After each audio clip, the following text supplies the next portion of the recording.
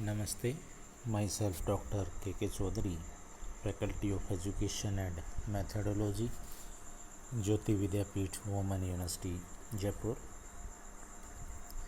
Teaching subject Animal Diversity and Comparative Anatomy of Vertebrates. Now we will discuss the comparative account on the respiratory system in vertebrates. In higher animals, the main function of respiratory system is to convey oxygen from the external environment to the tissue, where it is used up for oxidation of glucose to provide energy, and to carry the carbon dioxide that is produced in the tissue and release it out of the body. The blood, along with its hemoglobin, serve to transport gases to and fro the site of absorption of oxygen and release of carbon dioxide. Here we shall study the anatomy of different type of respiratory organs which have evolved in the vertebrate series according to the need of different species and environment in which they live. Every respiratory device must confirm the following essential feature. Blood must be separated from the external environment, that is air or water, by thin epithelium. Epithelium must be permeable to permit diffusion of gases through it. Now the gills. Respiratory organs in the elasmobranches. Most elasmobranches possess 5 pair of gill slit and a pair of spiracles. There is no operculum covering the gill slit in cartilaginous fish. A demibranch is a branch of gill lamellae attached on one side of interbranchial septum. Hence, there are altogether 9 pair of demibranch in elasmobranches. Between the two demibranchs lies the interbranchial septum, which is supported by gill cartilages.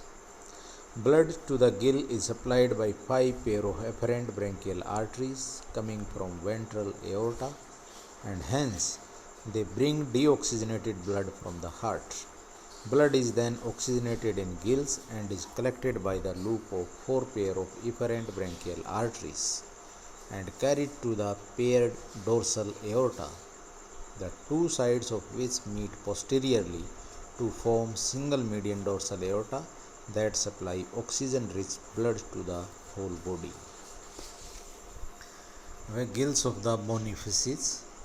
In bony fishes, gills are covered with an operculum that is made of flattened skeleton plate, and there is no spiracle as in elasmobranches. There are 4 pair of gill pouches, each containing 2 demibranches, making the total number of demibranch in bony fish as 8 pairs or 4 pair of complete gills or hollow branch. Teleosts always breathe with their mouth open and eject expiratory water by opening the operculum. The lungs. Lungs of the polypterus and the gnoid fish Chlamydophthis are asymmetrical and connected by pneumatic duct on the ventral side of the pharynx. The blood is supplied to the lung by pulmonary arteries that emerge of the 6th aortic arch, but unlike in lungfish, venous blood returns to hepatic vein. The lung of the dipnoi are bilobed or paired as in Protopterus and Lepidosiren and are connected to esophagus by a pneumatic duct. In amphibians, the lungs of the amphibians are 2 simple sac, narrow, elongated in urodels and bulbous in anurans, enclosed in a single peritoneal membrane and supplied by pulmonary artery and drained by pulmonary vein. Left lung in limbless amphibian is rudimentary. Lungs are vestigial in salamander, inhabiting heel streams.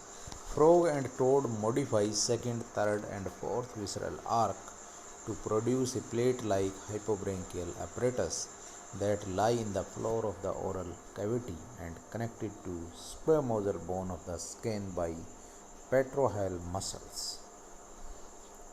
Breathing in frog require much faster movement of heart plate as compared to the lungs, and considerable amount of gas exchange take place in buccopharyngeal region too.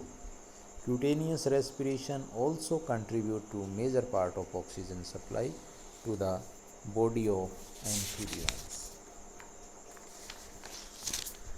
In reptiles, the lungs are narrow and elongated in snake and lizard, extending up to two-thirds of the body cavity, but are more bulbous in turtle and the crocodile. Breathing in snake and lizard is carried out by combination of hide plate, nostril wall and the ribs, or only by movement of the rib cage, while tortoise and turtle make use of muscles surrounding peritoneal membrane. Crocodiles are the only living reptiles that possess a muscular diaphragm for breathing, as do the mammals.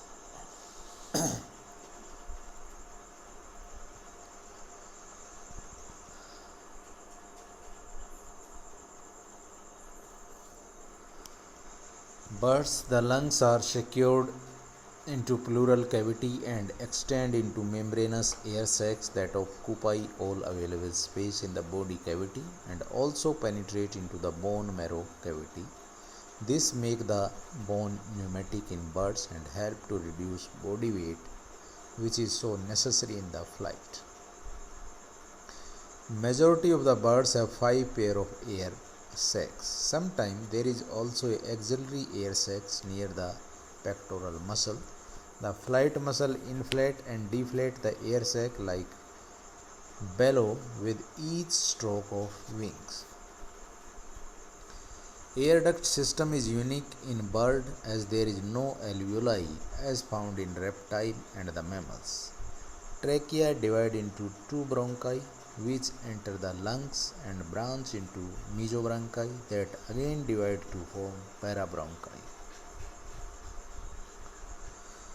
From each parabronchus, bunch of air capillaries arise which loop back into their own lumen to form anastomosis that eventually lead into the air sacs. Air capillaries are unique and only one cellular layer thick and contain respiratory epithelium and rich network of blood capillaries. During inspiration and expiration, air passes through the air capillaries anastomosis into the air sacs and back twice, making it a double respiration. In mammals, the lungs increase efficiency by increasing the surface area of respiratory epithelium of the alveoli, whose number goes up to million, and lung become almost like semi-solid sponge with little empty lumen inside. Lungs are enclosed in a double peritoneal membrane, outer parietal pleura and inner is the visceral pleura. Trachea, which is commonly known as the windpipe, open in the pharynx by a slit-like glottis and posteriorly divide into two primary bronchi that enter lung and branch off to secondary and tertiary bronchi, which ultimately lead to the fine capillaries called bronchioles. Each bronchiole is connected to several alveoli by alveolar ducts. The number of alveoli in human being is estimated to be 750 million, which collectively carry an enormous surface area of about 100 square meter, and if stressed, a muscular diaphragm located between the thoracic and abdominal cavity move in the anterior posterior direction and force the air in and out of the lungs. External costal muscles and internal costal muscles are attached between the ribs and the sternum. The former increase the thoracic cavity space while the latter decrease it to carry out what is known as thoracic respiration, a common panting after strenuous physical exercise. So this is all about the